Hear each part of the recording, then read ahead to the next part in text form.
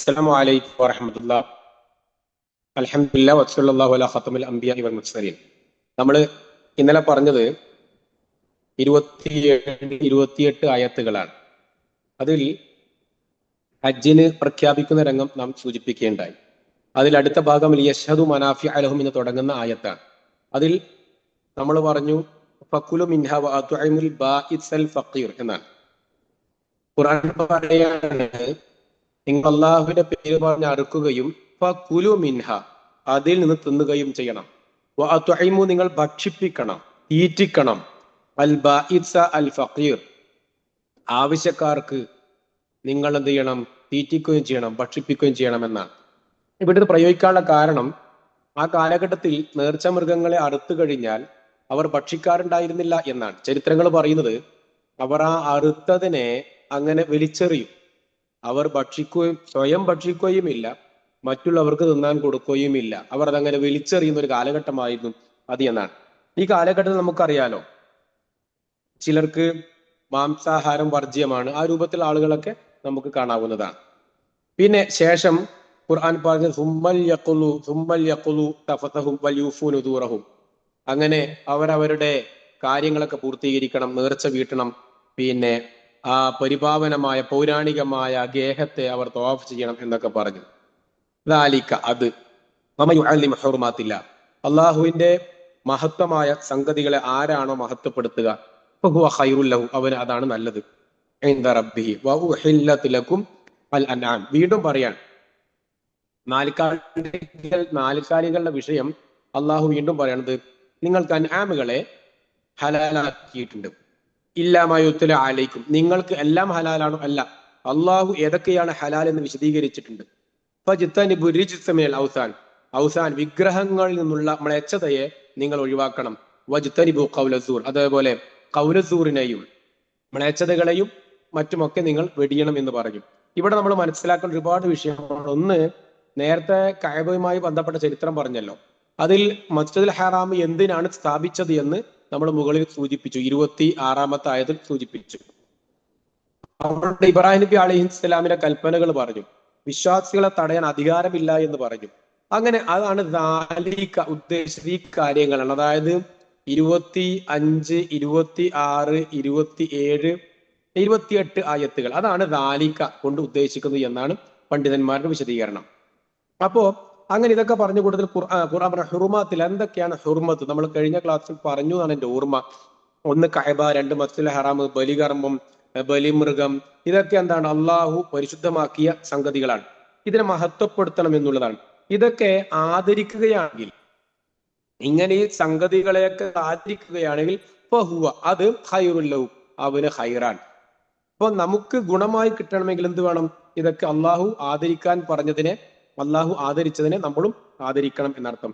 വഹില്ലത്തിലക്കും, നിങ്ങൾക്ക് അള്ളാഹു അനുവദനീയമാക്കിയിരിക്കുന്നു. എന്തൊക്കെയാണ് അനുവദനീയമാക്കിയത്? ചിലർക്ക് നമുക്കറിയാലോ മാംസാഹാരം വർജ്യമാണ്. ഈ കാലഘട്ടത്തിലും പിന്നെ ആ രൂപത്തിൽ ബീഫ് കഴിക്കാത്ത ആളുകൾ ഉണ്ടല്ലോ.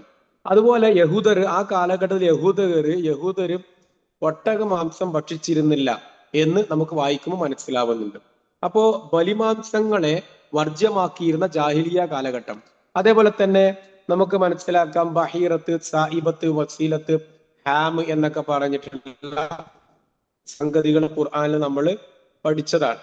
പിന്നെ അതിന്റെ ചെറിയൊരു വിശദീകരണം നമുക്ക് ഒന്ന് പറയാം. അതായത് പിന്നെ ഞാനിപ്പോ വാട്സപ്പിൽ നിങ്ങളെ ഗ്രൂപ്പിൽ വരും, ഇൻഷാ അല്ലാഹ് ഞാൻ വാട്സപ്പിൽ വിടാവുന്നതാണ് ഇപ്പം തന്നെ. പിന്നെ അപ്പോ അവിടെ ആ രൂപത്തിൽ ബഹീറത്ത്, ഹാമത്ത്, വസീലത്ത്, ഹാം, ബഹീറത്ത്, സായിബത്ത്, വസീലത്ത്, ഹാം, ഈ രൂപത്തിൽ ഉള്ള കാര്യങ്ങളൊക്കെ ഖുർആൻ വിശദീകരിച്ചിട്ടുണ്ട്.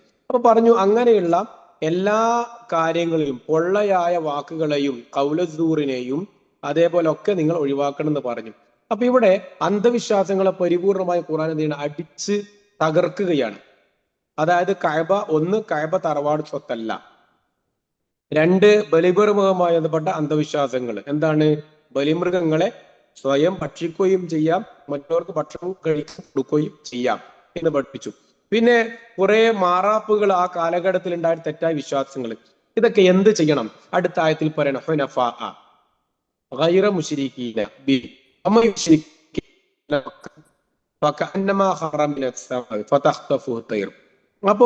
നേർക്ക് നേരെ ഹുനഫ എന്ന് പറഞ്ഞ മുസ്തഖീം സദീദ് എന്നൊക്കെ പറയാം. നേർക്ക് നേരെ ഋജുവായി ഋജുമാനസ്ഥനായി നേർക്ക് നേരെ ആ രൂപത്തിലുള്ള ആളുകൾ എങ്ങനെ അല്ലില്ലാഹി അള്ളാഹുവിന് ഋജുമാനസ്ഥനായി നിഷ്കളങ്കമായി നേർക്ക് നേരെ പോകുന്ന ആളുകളായിരിക്കണം എന്നാണ്. ആ നേർക്ക് നേരെ എന്ന് പറയുമ്പോൾ എങ്ങനെയായിരിക്കും? വേറെ മുശ്രിക്കീൻ നബി ശിർക്ക് പറ്റാത്ത ഒരവസ്ഥയിലേക്ക് എത്തണം. അങ്ങനെ ഒരാൾ ശിർക്ക് ചെയ്യാൻ എന്താ സംഭവിക്കാം? ഓൻ ആകാശത്തുനിന്ന് വീണവനെ പോലെയാണ് എന്നാണ്. അപ്പൊ ആകാശത്തുനിന്ന് വീണവനെ പോലെ എന്ന് പറയുമ്പോൾ അത് പല രൂപത്തിലും വിശദീകരണങ്ങൾ വന്നിട്ടുണ്ട് എന്നുള്ളതാണ്. ഒന്ന്, എന്താണ് അതുകൊണ്ട് ഉദ്ദേശം? മനുഷ്യന്റെ പ്രകൃതിയാണ്. കുല്ലു മൗലൂദിൻ യൂലദു അലൽ ഫിത്ര, പ്രകൃതിയാൽ ശുദ്ധ പ്രകൃതിയാണ് മനുഷ്യനെ സൃഷ്ടിക്കപ്പെട്ടത് എന്നാണ്. അപ്പോ എന്താണ് ആകാശത്ത് വീണവനെ പോലെ എന്ന് പറഞ്ഞാൽ? അവൻ പിടുത്തം വിട്ടു, നമ്മളൊരു പിടുത്തം വിട്ട കളിയാന്നൊക്കെ പറയാറുണ്ടല്ലോ, ആ പിടുത്തം വിട്ട കളിയായിരിക്കും മനുഷ്യനുണ്ടാവുക. ആകാശത്ത് വീണുക എന്ന് പറഞ്ഞാൽ ഏറ്റവും മുകളിൽ നിന്നും ഒരാൾ വീണ് പോയാൽ എന്താ സംഭവിക്കുക? പിടുത്തം വിട്ടു. അപ്പോ പിടുത്തം വിട്ട കളിയായിരിക്കും മനുഷ്യനുണ്ടാവുക. ഏത് മനുഷ്യനും അള്ളാഹു അല്ലാത്ത സൃഷ്ടികളിലേക്ക് ഒരാൾ സഹായവുമായി പോകാൻ തുടങ്ങിയാൽ പിന്നെ ഓരോ നിയന്ത്രണം വിടും എന്ന് ഖുർആൻ പഠിപ്പിക്കാം. മാത്രല്ല പിന്നെ പറഞ്ഞത് അല്ലെങ്കിൽ അങ്ങനെ പക്ഷികൾ റാഞ്ചിയെടുക്കും. ആകാശത്തുനിന്ന് വീണവനെ പക്ഷികൾ റാഞ്ചിയെടുക്കാൻ കൊത്തി വലിക്കുന്നതാണ്. അപ്പൊ പല ആൾക്കാരും വിളിക്കും, അവിടെ പോയാൽ ശരിയാം, ഇവിടെ പോയാൽ ശരിയാം. ഇതിനോട് നിയന്ത്രണം വിടുകയാണ് മാനസികമായി. നമുക്കറിയാലോ 1997, 98 കാലഘട്ടങ്ങളിൽ ഒരു ഇബ്രാഹിം ഹാജി പയ്യന്നൂരിൽ വെച്ചിട്ട് ഒരു ഇബ്രാഹിം ഹാജി തുലാഭാരം നടത്തിയിരുന്നു നമ്മൾ കേട്ടിട്ടുണ്ട്. പോട്ടെ, അതൊക്കെ വിശദീകരിച്ച് നമുക്ക് സമയം തികയില്ല. ഔ തഹ്വീ ബിഹിദ്രിഹിം, അല്ലെങ്കിൽ കാറ്റ് എടുത്തുകൊണ്ട് പോകും പോലെയാണ് അല്ലെ. ഹവാ ബി തഹ്വീ ബിഹിദ്രിഹിം, കാറ്റ് അവനെ റാഞ്ചി എടുത്തുകൊണ്ട് പോകും പോലെയാണ്, കാറ്റടിച്ച് വീശും പോലെയാണ്, കാറ്റ് അവനെ ചുഴറ്റി എറിയും പോലെയാണ് എന്നൊക്കെ അതിന് വിശദീകരണങ്ങൾ വന്നിട്ടുണ്ട്. അപ്പൊ ആ രൂപത്തിൽ ഒരു മനുഷ്യൻ സ്വന്തം എന്ത് ചെയ്യുന്നു? അവന്റെ നിയന്ത്രണം വിട്ട് എന്ത് ചെയ്യണമെന്ന ബോധ്യമാവാതെ മാനസികമായി ശാരീരികമായി തകരുന്ന ഒരവസ്ഥ അവിടെ വിശേഷിപ്പിക്കുകയാണ്. അങ്ങനെ ഫി മക്കാനിൻ സഹീഖ്, ഈ കാറ്റ് എവിടെയാ കൊണ്ടുപോയി ഇടുക? വിദൂര സ്ഥലങ്ങളിലേക്ക് അവനെ നിക്ഷേപിക്കുന്നതാണ്. ഒന്നും വേണ്ട, നമ്മള് നല്ല ചുഴലിക്കാറ്റുണ്ടാകുമ്പോ പലതും പറന്ന് എവിടെയോ എത്താറുണ്ടല്ലോ. നമ്മുടെ വീടിന്റെ മുകളിൽ ഷീറ്റ് പറന്ന് ദൂര സ്ഥലങ്ങളിലേക്ക് പോകാറുണ്ടല്ലോ. ആ രൂപത്തിലേക്കൊന്ന് ആലോചിച്ചാൽ മതി. അപ്പൊ അങ്ങനെ മനുഷ്യൻ പിടുത്തം വിട്ട അവസ്ഥ ഉണ്ടാകും. വീണ്ടും വന്നു ദാലിക്ക എന്നുള്ള പ്രയോഗം. നേരത്തെ 30-ാമത്തെ ആയത്തിൽ വന്നു, ഇപ്പൊ 32-ാം ആയത്തിലും വന്നു ദാലിക്. അത് വീണ്ടും പറയണം. അങ്ങനെ അള്ളാഹുവിന്റെ ഷിആറുകൾ ആരാണോ ബഹുമാനിക്കുക, അത് അവനവന്റെ തഖ്വയായിട്ട് ഖുർആൻ നമുക്ക് പരിചയപ്പെടുത്തുകയാണ്. വീണ്ടും അള്ളാഹു പറയണം, ലക്കും ഫിഹാ മനാഫിഉ ഇലാ അജലിൻ മുസമ്മ. അതൊന്നും വിശദീകരിക്കേണ്ടതില്ല എന്ന് തോന്നുകയാണ്. അവിടെ നമ്മൾ പറയുന്ന വെച്ചാല് ആദരിക്കുന്നവൻ, അള്ളാഹുവിന്റെ ഷിആറുകൾ ആദരിക്കുന്നവർക്ക് എന്തുള്ളൂ? തഖ്വയുള്ളൂ. തഖ്വ ഉണ്ടെങ്കിൽ എന്ത് ചെയ്യും? അവൻ മറ്റുള്ള ഷിആറുകളെയും എല്ലാത്തിനും അവൻ ആദരിക്കാൻ തയ്യാറാകുമെന്ന് പഠിപ്പിച്ചു. ഇവിടെ വീണ്ടും ദാലിക പറഞ്ഞപ്പോ നമ്മൾ മനസ്സിലാക്കേണ്ടത്, ഒന്ന് ഷിആറുകൾ ആദരിക്കുന്ന വിഷയത്തിൽ പറഞ്ഞു. നമ്മൾ കഴിഞ്ഞ ക്ലാസ്സിൽ പറഞ്ഞിട്ടുണ്ട്, പള്ളി, ബാങ്ക്, നിസ്കാരം, ഇങ്ങനെ ഒരുപാട് ആദരിക്കേണ്ട സ്ഥലങ്ങൾ, ആദരിക്കേണ്ട അവസ്ഥകളൊക്കെ പറഞ്ഞു എന്നാണ് എന്റെ ഓർമ്മ. പിന്നെ അടുത്തത് നമുക്ക് 33-ാമത്തെ ആയത്തിലേക്ക് പോവാം. 33 കഴിഞ്ഞ് 34-ാമത്തെ ആയത്തിലേക്ക് പോകാം. വീണ്ടും പറയാണ്, വലിക്കുല്ലി ഉമ്മത്തിൻ, എല്ലാ ഉമ്മത്തിലുമുണ്ട്. ഉമ്മത്ത് അറിയാലോ, സമുദായം, സമൂഹം. ജഅൽനാ മൻസക്കൻ, എല്ലാ ഉമ്മത്തിനും നമ്മൾ ഓരോ കർമ്മങ്ങളാക്കിയിട്ട്, മൻസക്ക്, മനാസിക്ക് നമുക്കറിയാലോ. വനുസുക്കി വമഹ്യായ വമമാതി, വനുസുക്കി എന്റെ കർമ്മങ്ങളും എന്നാണ്. അപ്പൊ മൻസക്ക് നമ്മൾ ആക്കിയിട്ട് എന്തിനാണ്? ലിയത് കുറിച്ച്മല്ലാഹി അലാ മാ റസഖഹും മിൻ ബഹീമത്തിൽ അൻആം. നേരത്തെ പറഞ്ഞതുപോലെ തന്നെയാണ്, അള്ളാഹു നമുക്ക് നൽകിയ, അവർക്ക് നൽകിയതിന്മേൽ അള്ളാഹിന്റെ പേര് സ്മരിക്കാൻ വേണ്ടിയിട്ടാണ് ഓരോ കാര്യങ്ങളും ആക്കിയിട്ടുള്ളത് എന്നാണ്. അപ്പോ അവിടെ അള്ളാഹുവിന്റെ പേര് സ്മരിക്കുക, ബലി അറുക്കുന്നതിൽ പേര് സ്മരിക്കണം, കർമ്മങ്ങളിൽ പേര് സ്മരിക്കണം. അപ്പൊ അള്ളാഹിന്റെ പേര് സ്മരിക്കുക എന്നുള്ളതാണ് ഇവിടെ വിശദീകരിക്കേണ്ടത്. അവിടെ ഒരുപാട് വിശദീകരിക്കാൻ പറ്റുന്ന ഒരു വിഷയമാണ് അറുക്കും വിസ്മ ചൊല്ലുന്ന വിഷയം. അങ്ങനെ ഒരുപാട് കാര്യങ്ങൾ വിശദീകരിക്കേണ്ടതാണ്.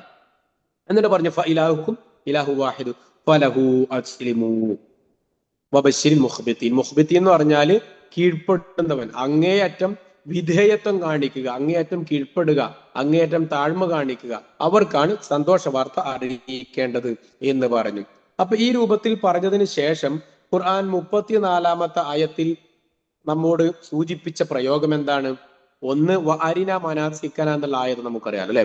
വ അരിന മനാസിക്കന ഇബ്രാഹിം നബി അലൈഹി ഇസ്ലാമിന്റെ പ്രാർത്ഥനയായിരുന്നു. അള്ളാഹുവെ നമ്മുടെ കർമ്മങ്ങൾ ഞങ്ങൾക്ക് നീ കാണിച്ചു തരണേ എന്നാണ് അല്ലെ. നേരത്തെ പറഞ്ഞ വനുസുഖി വ മഹ്യായ വ മമാതി എന്ന പ്രയോഗവും നമുക്കറിയാം. ഈ രൂപത്തിൽ അള്ളാഹ് എല്ലാവരുടെയും കർമ്മങ്ങൾ സ്വീകരിക്കോ? ഇല്ല, അള്ളാഹ് എല്ലാവരുടെയും കർമ്മങ്ങൾ സ്വീകരിക്കൂല. കാബീലിലെ കർമ്മം അള്ളാഹു സ്വീകരിച്ചിട്ടില്ല. തഖ്വ ഉള്ളവരുടേത് മാത്രമേ അള്ളാഹു കർമ്മങ്ങൾ സ്വീകരിക്കുകയുള്ളൂ എന്നാണ്. അപ്പൊ കർമ്മങ്ങൾ സ്വീകരിക്കാനുള്ള നിബന്ധന എന്താ? ഒന്ന് കഴിഞ്ഞ ക്ലാസ്സിൽ പറഞ്ഞു ഈമാൻ ഉണ്ടാവണം, രണ്ട് തഖ്വയുണ്ടാകണം.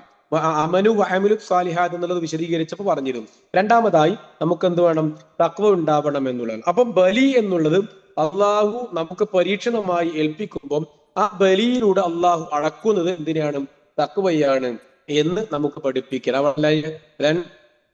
പിന്നെ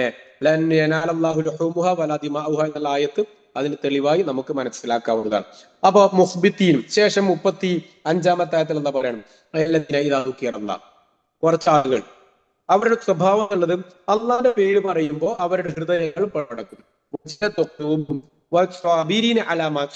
നമുക്കുണ്ടാവേണ്ട, വിശ്വാസികൾക്കുണ്ടാവേണ്ട, മുഅ്മിനുകൾക്കുണ്ടാവേണ്ട ഏറ്റവും ഉദാത്തമായ ഒരു ഗുണമാണ് സ്വാബിർ എന്നുള്ളത്. സഹനശക്തി എന്നുള്ളത് എല്ലാവർക്കും ഉണ്ടാവില്ല.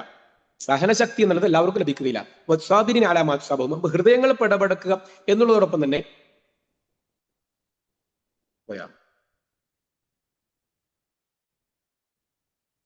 പിടപെടുക്കുക എന്നുള്ളതോടൊപ്പം തന്നെ നമ്മൾ ശ്രദ്ധിക്കേണ്ടത് നമുക്ക് ബാധിക്കുന്ന ബുദ്ധിമുട്ടുകൾ ക്ഷമിക്കുവാനും സഹിക്കുവാനുമുള്ള ആ ഒരു സ്വഭാവം നമുക്ക് ഉണ്ടോ എന്നുള്ളതാണ് നമുക്ക് ഉണ്ടാക്കിയെടുക്കണം. പിന്നെ നിസ്കാരം നിലനിർത്തുവാനും ചെയ്യേണ്ടതുണ്ട്. നൽകിയതിൽ നിന്നും ചെലവഴിക്കുവാൻ. ഞാൻ വായിച്ചപ്പോ വ മിമ്മ എന്ന് വായിച്ചിട്ടുണ്ടാവും. എന്തുകൊണ്ടാ വമിമ്മ എന്നാണ് ചില ആൾക്കാർ, വ വേറെയാണ് മിമ്മ വേറെയാണ്. അത് മനസ്സിലാക്കാൻ വേണ്ടിയിട്ട് അങ്ങനെ വായിച്ചതാണ്. അപ്പൊ അത്ഭുതം അത് വിശദീകരിക്കേണ്ടതില്ല എന്ന് തോന്നുകയാണ്. വൽ ബുദന ജഅൽനാഹ ലക്കും മിൻ ശആഇരില്ലാഹ്. അടുത്ത 36-ാമത്തെ ആയത്താണ്. വലിയൊട്ടകമാണ്.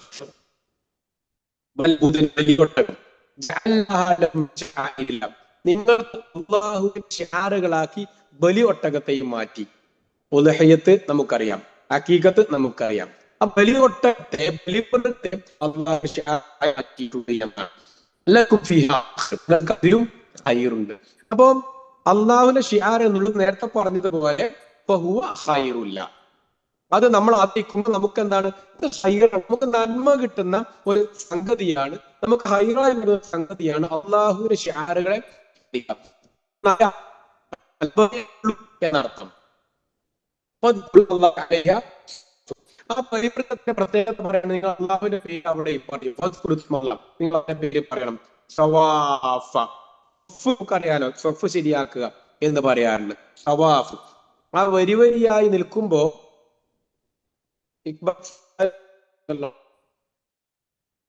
വരിവരിയായി നിൽക്കുമ്പോ സൗണ്ട് കിട്ടായിട്ടാണോ? ഓക്കെ അല്ലേ?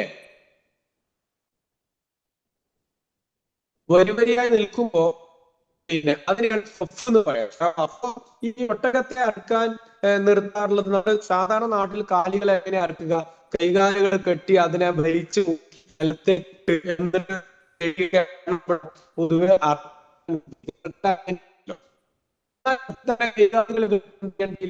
അങ്ങനെ നിലത്തേക്ക് വലിയ എന്നാണ് ഒട്ടകത്തിന് പ്രത്യേകത നിന്നെടുക്കും എന്നാണ്. അപ്പൊ ആ രൂപത്തിൽ അതിന്റെ ഒരു കാലം ഒരു സവാഫ. ഓക്കെ, നമ്മള് 36-ാമത്തെ ആയത്താണ് പറഞ്ഞത്. അപ്പോ ഫദ്കുറുല്ലാഹല്ലദീ സവാഫ് ഫദ്കുറു ഇസ്മല്ലാഹി അലൈഹി സവാഫ്. ഓക്കെ, അപ്പൊ ഒട്ടകത്തിന് അറുക്കുന്ന വിഷയം നമ്മൾ പറഞ്ഞു. ഫഇദാ വജബത് ജുനൂബുഹ ഫകുലു മിൻഹാ വഅത്ഇമുൽ ഖാനിഅ വൽ മുഅ്തറ. അങ്ങനെ ഖുർആൻ പറയാണ് നമ്മൾ ആ രൂപത്തില് എന്താ ചെയ്യുക? അള്ളാഹുവിന്റെ പേര് പറഞ്ഞ് ആ വരി വരിയായി നിൽക്കുന്ന ഒട്ടകത്തെ അറുക്കുവാൻ വേണ്ടി കൽപ്പിക്കുകയാണ്. അപ്പൊ അതിന് അറുക്കുമ്പോൾ ഓട്ടോമാറ്റിക്കലായി എന്തായും? ഒട്ടകത്തെ അറുക്കുമ്പോൾ ക്ഷീണാവുമല്ലോ. ഇതാ വജബത്ത് ജുനൂബുഹ, അങ്ങനെ നിലംപതിക്കും. ഒട്ടകം നിലംപതിച്ചു കഴിഞ്ഞാൽ നിങ്ങൾ എന്ത് ചെയ്യണം? അതായത് അത് നിലംപതിച്ചു മരിച്ചു കഴിഞ്ഞാൽ ഫക്കുലു മിൻഹ, ആ ഒട്ടകത്തിൽ നിങ്ങൾ ഭക്ഷിക്കണം എന്ന് പറഞ്ഞു. ഫക്കുലു മിൻഹ വഅത്ഇമുൽ ഖാനിയ വൽ മുഅ്തറ കദാലിക സഖർനാഹ ലക്കും ലഅലക്കും തശ്കുറൂൻ. നേരത്തെ മുകളിൽ പറഞ്ഞ അതേ വിഷയം തന്നെയാണ്. ശേഷം പറഞ്ഞു ലയ്യനാ അല്ലാഹു ലുഹൂമുഹ വലാ ദിമാഉഹ വ ലാക്കിൻ യനാലുഹു തഖ്വ മിൻകും. വ ലാക്കിൻ, വ നേരത്തെ പറഞ്ഞതുപോലെയാണ്. ലാക്കിൻ യനാലുഹു തഖ്വ മിൻകും, നിങ്ങളുടെ തഖ്വയാണ് അള്ളാഹുവിന് സ്വീകരിക്കുക. അപ്പൊ അള്ളാഹിന് ഇഷ്ടം, അള്ളാഹ്ക്ക് വേണ്ടെന്താ? മാംസമോ നമ്മുടെ രക്തമോ അല്ല. ഏതുപോലെ ലാ യുൻളുറു ഇലാ അജ്സാമിക്കും വലാ ഇലാ സുവരിക്കും, അള്ളാഹുവിന്റെ നോട്ടം എവിടേക്കല്ല, ശരീരത്തിലേക്കോ രൂപത്തിലേക്കോ അല്ല. വലാക്കിൻ യനാലുഹു അത്തഖ്വ മിൻകും, നിങ്ങളിൽ ആർക്കാണ് തഖ്വ എന്നുള്ളതാണ് അള്ളാഹുവിന്റെ നോട്ടം എന്ന് പറഞ്ഞല്ലോ. ആ രൂപത്തിലാണ് ഖുർആൻ ഇവിടെ വിശദീകരിക്കുന്നത് എന്നുള്ളതാണ്. അപ്പൊ ശേഷം അള്ളാഹ് ആ വിഷയം മാറ്റിയാണ്. അള്ളാഹു 38-ാമത്തെ ആയത്തിലൂടെ വിഷയം പരിപൂർണമായി മാറുകയാണ്. അപ്പോ ഇതുവരെ പറഞ്ഞു ബലിമൃഗത്തെ കുറിച്ച്, അള്ളാഹുവിന്റെ ഷിആറുകളെ കുറിച്ച്, അടയാളങ്ങളെ കുറിച്ചൊക്കെ പറഞ്ഞു. ഇനി അള്ളാഹു വിഷയം മാറ്റുന്നത് യുദ്ധങ്ങളിലേക്ക് പോവാണ്. എന്താണ് ആ വിഷയത്തിൽ ഖുർആന് പറയാനുള്ളത് എന്നാണ്. ഒരു പ്രതിരോധം ഏർപ്പെടുത്തുന്നു. ഇന്നല്ലാഹ യുദാഫിഉ അനില്ലദീന ആമനു, മുഅ്മിനുകൾക്ക് അള്ളാഹു സംരക്ഷണം, പ്രതിരോധം ഏർപ്പെടുത്തുകയാണ് എന്നാണ്. എന്താണ് കാരണം? അള്ളാഹ് ഒരിക്കലും വഞ്ചകന്മാരെ ഇഷ്ടപ്പെടൂല. അള്ളാഹ് ഇഷ്ടപ്പെടാത്ത ഒരു വിഭാഗമാണ് ഹവ്വാനും ഗഫൂറുകളും.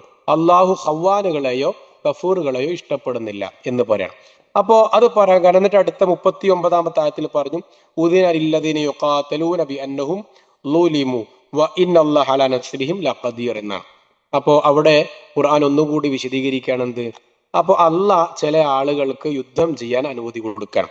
ഇവിടെയാണ് പലപ്പോഴും തെറ്റിദ്ധരിക്കപ്പെട്ട ആയത്തുകളിൽ പെട്ടതൊന്നാണ് ഈ 37, 38, 39 ആയത്തുകളൊക്കെ പലപ്പോഴും തെറ്റിദ്ധരിക്കുന്ന ഒരു ആയത്തുകളാണ്. യുഖാത്തലൂന എന്ന് പറഞ്ഞത്, യുഖാത്തലൂന യുദ്ധത്തിന് ഇരയാകുന്നവർ എന്നാണ്. അപ്പോ യുദ്ധം ചെയ്യപ്പെടുന്നവർ, യുദ്ധത്തിന് ഇരയാകുന്നവർ, അവർക്ക് അള്ളാഹു എന്ത് ചെയ്യുന്നു? സംരക്ഷണം കൊടുക്കുകയാണ്. യുഖാതലൂന ബി അന്നഹും ളുലിമു, എന്തുകൊണ്ടാ യുദ്ധം ചെയ്തെന്ന് പറയാൻ കാരണം ബി അന്നഹും ളുലിമു, ആക്രമിക്കപ്പെട്ടത് കൊണ്ടാണ്. നമ്മുടെ വീട് കൊള്ളയടിക്കാൻ, സമ്പത്ത് കൊള്ളയടിക്കാൻ ഒരാൾ വരികയാണെങ്കിൽ നമ്മൾ നോക്കി നിൽക്കൂല, പ്രതിരോധിക്കും. പ്രതിരോധിക്കുക എന്നുള്ളത് ഇസ്ലാമികമായി പഠിപ്പിക്കപ്പെട്ട ഒരു മര്യാദയായിട്ട് നമ്മൾ മനസ്സിലാക്കേണ്ടത്.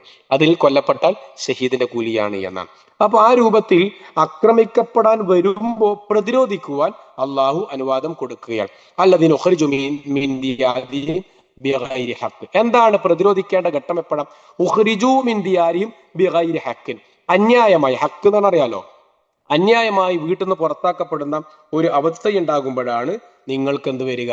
ആ രൂപത്തിൽ വരിക. നമുക്ക് സമാനമായ ചില ആയത്തുകൾ സൂറത്ത് അൻകബൂത്തിലെ അഹസിബന്നാസ്, അൻകബൂത്തിലെ 2-ാമത്തെ ആയത്തായിരിക്കണം. അഹസിബന്നാസ് അയ്യുത്തറകു അയ്യഖൂലു ആമന്ന എന്ന് പറഞ്ഞ ആയത്തുണ്ടല്ലോ. നിങ്ങൾ ഒരു പരീക്ഷണവും ഇല്ലാതെ അള്ളാഹുവിന്റെ സ്വർഗത്തിലെത്തും എന്ന് നിങ്ങൾ വിചാരിക്കുന്നുണ്ടോ എന്ന് ചോദിക്കുന്നുണ്ടല്ലോ. ആ ആയത്തും ഇവിടെ ശ്രദ്ധേയമാണ്. അപ്പോ അവിടെ നമ്മൾ ശ്രദ്ധിക്കേണ്ടതെന്ന് വെച്ചാല് ഇസ്ലാം സ്ഥാപിതമായ ലക്ഷ്യം സമാധാനമാണ്, ശാന്തിയാണ്, കലാപം ഉണ്ടാക്കലല്ല എന്ന് ഈ ആയത്തിലൂടെ നമുക്ക് ബോധ്യപ്പെടുത്താൻ സാധിക്കുന്നു എന്നുള്ളതാണ്. ഈ ആയത്ത് നമുക്ക് പഠിപ്പിക്കുന്ന വലിയൊരു തത്വം അത് തന്നെയാണ്. ഇസ്ലാം ഉദ്ദേശിക്കുന്നത് അങ്ങനെയാണ്. എന്താണ്? ഇല്ല അയ്യഖൂലു റബ്ബുനല്ലാഹ്. എന്താണ് ഈ വീട്ടിൽ നിന്നും പുറത്താക്കപ്പെടാനുള്ള കാരണം? എന്താ?